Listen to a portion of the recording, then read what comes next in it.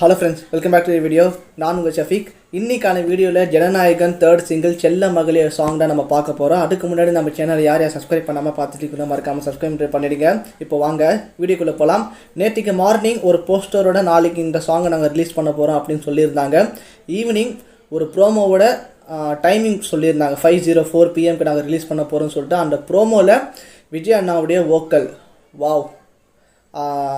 விஜய் அண்ணா ஒரு melodious song பாடினா எனக்கு ரொம்பவே பிடிக்குங்க அவரோட வாய்ஸில். அது மட்டும் இல்லாமல் லிரிஸ்ட் விவேக் இந்த சாங் எழுதியிருந்தாரா. அந்த ப்ரோமோலேயே நல்ல ஒரு சூதிங்காக ஒரு சாஃப்டான ஒரு நல்ல ஒரு ஃபாதர் டாட்டருக்கான சாங்காக இருக்குன்னு சொல்லிட்டு அந்த ப்ரோமோலேயே ஆக்சுவலாக தெரிஞ்சிடுச்சு. இப்போ வாங்க நம்ம ஃபுல் சாங் கேட்கலாம். முக்கியமாக விஜய் அண்ணாவுடைய வாய்ஸ் இந்த சாங்கில் எப்படி இருக்கும். ஒரு மெலடியஸ் சாங் அவர் பாடினாலே ஒரு சில இடத்துல சில மெலடி சாங்கில் அவர் ஹை பிச்சில் பாடியிருப்பார். அதை நான் இந்த சாங் பார்த்துருக்க அப்புறமா நான் சொல்கிறேன் என்னன்னு சொல்லிட்டு. இப்போ வாங்க நம்ம ஃபஸ்ட்டு சாங்கை பார்த்தலாம். விட்ட கவுண்ட் டவுன் 3, 2, 1 கோ.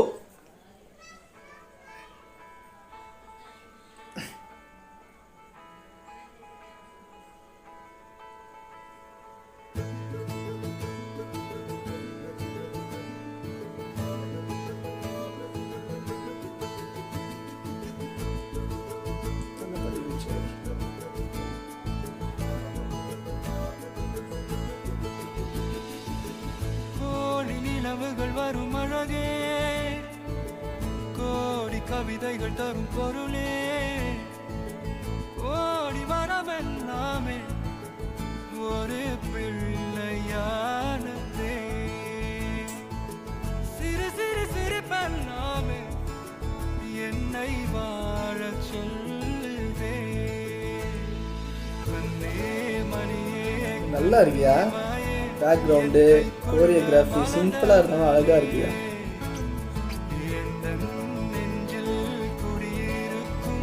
நல்லா இருக்கு.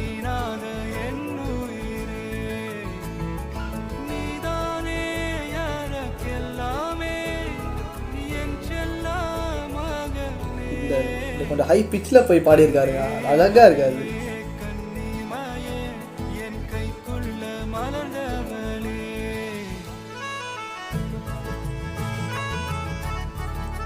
தளபதி விவேக்.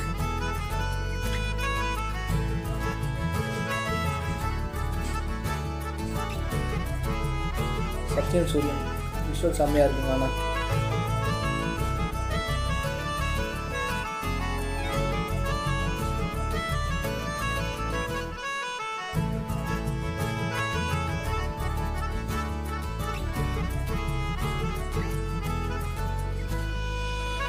ஒன்ன நீங்காது என்னோட கால்கள், ஒன்ன கொண்டாட உண்டான தோள்கள், சிறுவிழியால் கதை கதையா நீ பேச வேணும், உலகத்துக்கே கதை வரைப்போ நீயும் நானும், கேட்காமலே உனக்கென தர உயிர் இருக்குது, கண்ணே மணியே கண்ணிமாயே என் கைக்குள்ள மலர்ந்தவளே,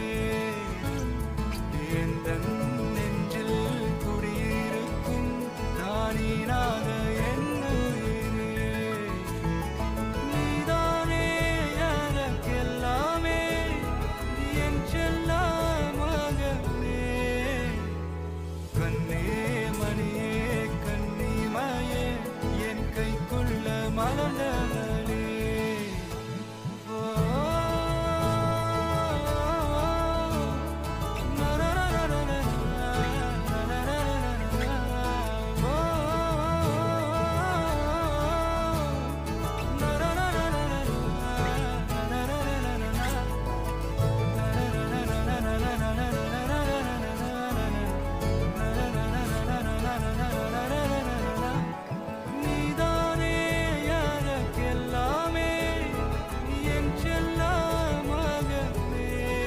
கண்ணை முடிச்சு கேட்கும்போது ஒரு மாதிரி அப்படியே ஃபீல் ஆகுது. என் கைக்குள்ள மலர்ந்தவளே, எந்த நெஞ்சில் குடியிருக்கும் நானீராத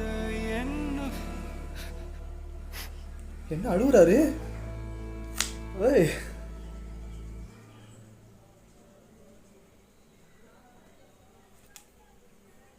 அந்த லாஸ்டில் அது அழுதாருங்க. அது அன்எக்ஸ்பெக்டட். நான் எக்ஸ்பெக்டே பண்ணல. அது ஆக்சுவலாக எத்தனை பேர் நோட் பண்ணிங்கன்னு தெரில. லாஸ்ட்டில் அவர் அழுது அந்த ஒரு லைனை பாடியிருக்காரு. ஸோ உண்மையிலேயே சாங் ரொம்பவே எப்படி சொல்கிறது, ஒரு சூதிங்காக ரொம்ப ஒரு சாஃப்டாக இருந்துச்சு. அண்ணன் வந்து ரொம்ப ஒரு பேஸான ஒரு வாய்ஸில் பாடியிருக்காரு. இந்த ஏண்டி ஏண்டி சாங்கில் வந்து அந்த ஹை பீச்சில் ஒரு லைன் பாடியிருப்பார். ஹை பீச்சில் இந்த ஏண்டி ஏண்டி அது ஹை பீச்சில் போய் அப்படியே அது இறக்கியிருப்பார். ஸோ அதே மாதிரி கோட்டில் சின்ன சின்ன கண்கள் அதுவும் வந்து பார்த்தீங்கன்னா ஒரு நல்ல பேஸ் வாய்ஸில் பாடி இந்த ஒரு சில லைன் மட்டும் அவர் ஹை பிச்சில் போய் பாடியிருப்பார். அது அழகாக இருக்கும். அது கீச்சை மறந்து போன கிளியின் மௌனம் போல அந்த லைன் வந்து அது ஹை பிச்சில் போய் அவர் பாடும்போது எனக்கு அப்படியே உள்ளுக்குள்ளே ஒரு ஃபீல்ன்றது வரும் பாருங்கள். ஸோ இந்த சாங்கில் அந்த ப்ரோமோலேயே என் செல்ல மகளே அதை ஹை பிச்சில் பாடும்போது என்னவோ மாதிரி பண்ணுது. பட்டு நல்ல ஒரு ஃபாதர் அண்ட் டாட்டர் சாங்குங்க. இது நல்லா இருக்குது, மெலோடியஸாக ரொம்ப சூதிங்காக அழகாக இருக்குது. அண்டு எஸ் லாஸ்ட்டில் அவங்க எல்லாத்துலேயும் அழ வச்சு தான் இருக்காங்களே இவங்களாம் ஒவ்வொரு அப்டேட்டு விடும்போதும். அந்த லாஸ்ட்டில் இந்த சாங்கில் அண்ணனே அது கொஞ்சம் அது அழுகிற மாதிரி அந்த வாய்ஸ் பண்ணது வந்து ஒரு மாதிரி ஆயிடுச்சு. இது அவருடைய லாஸ்ட்டு மூவி. இதை விட என்ன ஒரு வருத்தம்னா அண்ணனோட வாய்ஸில் இதுதான் ஒரு லாஸ்ட்டு சாங். இதுக்கப்புறம் அவர் சாங் எதுவுமே கிடையாது அவரோட வாய்ஸில். அண்ட் இந்த போஸ்டர் இன்னொரு விஷயம்னா இந்த போஸ்டர் வந்ததுக்கப்புறமா இஸ் பகவான் கேசரி ரீமேக் தான் சொல்லிட்டு எல்லோரும் வந்து பேசிகிட்டு இருந்தாங்க. ஸோ ரீமேக்காகவே இருக்கட்டுமே, அதில் எந்த ஒரு தப்பும் கிடையாது. ஏன்னா இதுக்கு முன்னாடி விஜய் அண்ணா எத்தனையோ ரீமேக்ஸ் வந்து அவரோட கெரியரில் பண்ணியிருக்காரு. அவரோட ரீமேக் மூவிஸ் எல்லாமே நீங்கள் வந்து எடுத்து பார்த்தீங்கன்னா ஒரு 1 or 2 மூவிஸ் தான் வந்து எனக்கு தெரிஞ்சு ஃப்ளாப் ஆகிருக்கும்னு நினைக்கிறேன், if I am not wrong. மற்றது எல்லாமே அந்த ரீமேக்கோட சக்ஸஸ் ரேஷியோ எல்லாமே வந்து அதிகமாக தான் இருக்கும். காதலுக்கு மரியாதையாக இருக்கட்டும், பத்ரி, யூத்து, கில்லி, போக்கிரி, இந்த மாதிரி சொல்லிட்டு ஏகப்பட்ட ரீமேக் அவர் பண்ணியிருக்காரு. ஆர்டி மட்டும்தான் ஃப்ளாப்னு நினைக்கிறேன் ரீமேக். அவர் பண்ண ரீமேக் மூவிஸ்லேயே நண்பன் ஹிட்டு, வேலாயுதமும் ஹிட்டு, காவலன் மலையாள மூவி அதுவும் வந்து பார்த்தீங்கன்னா சூப்பர் ஹிட்டான ஒரு மூவி, பிரியமானவளே அதுவும் தெலுங்கு படத்தில் ஒரு ரீமேக் தான்.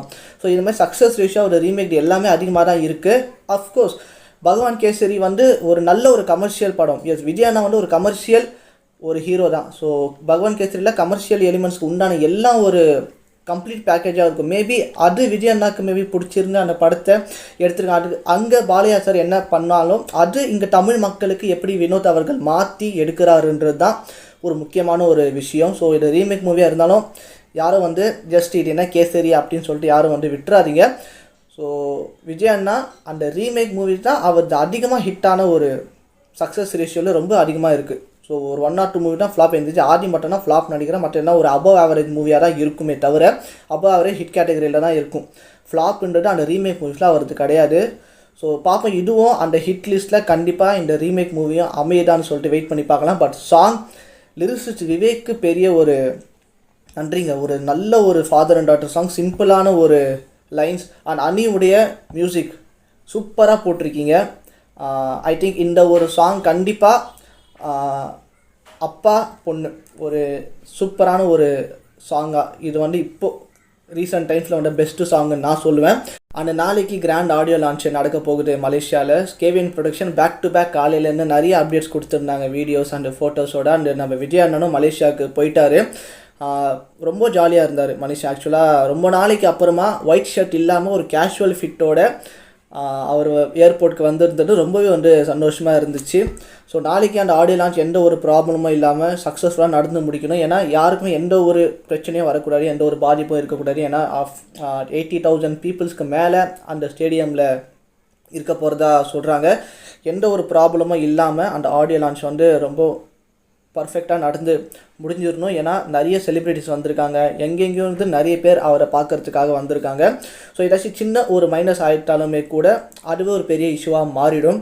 ஸோ ஹோப்ஃபுல்லி நாளைக்கு ஆடியோ லான்ச் ரொம்ப நல்லபடியாக நடந்து முடிக்கணும்னு சொல்லிட்டு நம்ம சைடில் ஒரு பெரிய ஒரு விஷஸ் அந்த டீமுக்கு நம்ம சொல்லிடலாம். அண்ட் அவர் என்னென்ன நாளைக்கு பேச போகிறாரு விஜய் அண்ணா, மேபி பாலிடிக்ஸ் பேசக்கூடாதுன்னு சொல்லிட்டாங்க. ஸோ 45 மினிட்ஸ் அவர் பேச போகிறதா சொல்லியிருந்தாங்க விஜய் அண்ணா. என்ன அந்த சினிமா பற்றி என்ன பேச போகிறாரு, லாஸ்ட் மூவினால என்னென்ன ஒரு பேச போகிறாரு அப்படின்னு சொல்லிட்டு நான் ரொம்ப ஈகராக ஆக்சுவலாக வெயிட்ன்றது பண்ணிகிட்ருக்கேன். எப்படியோ நாளைக்கு எல்லாமே ஆன்லைன்லன்றது வந்துடும். பட் அவர் என்ன ஒரு பேச போகிறாரு அவரோட வாய்ஸில், அவரோட அந்த ஸ்பீச் கேட்டாலே தனியாக ஒரு மோட்டிவேஷன்ன்றது ஆகும். அட்லி சார் வந்திருக்காரு, நெல்சன் வந்திருக்காரு, நிறைய சிங்கர்ஸு வந்திருக்காங்க, பிரபுதேவா மாஸ்டரும் வந்திருக்காங்க. ஸோ எல்லாருமே அந்த ஃபோட்டோஸ்லாம் காலையிலேருந்து வந்துக்கிட்டே இருந்துச்சு. தனுஷ் சார் வரேன்னு சொன்னாங்க. இது வரைக்கும் அவர் அந்த ஃபோட்டோஸ் ஆர் வீடியோஸ் நான் பார்க்கல. மேபி நாளைக்கு சர்ப்ரைஸாக வராரான்னு சொல்லிட்டு தெரியல. நீங்கள் இந்த சாங் கேட்டேன்னு பிடிச்சி கீழே கமெண்ட் சொல்லுங்கள். அண்ட் நாளைக்கு ஆடியோ லான்ச்சுக்கு எத்தனை பேர் மலேசியாவிலேருந்து லைவாக பார்க்குறீங்க அப்படின்னு சொல்லிட்டு கீழே கமெண்ட் சொல்லுங்கள். சொல்லி வீடியோ பிடிச்ச கிரேஸ் வீடியோ பிடிச்சா லைக் பண்ணுங்கள், ஷேர் பண்ணுங்கள், கமெண்ட் பண்ணுங்கள். டேக் கேர், பாய்.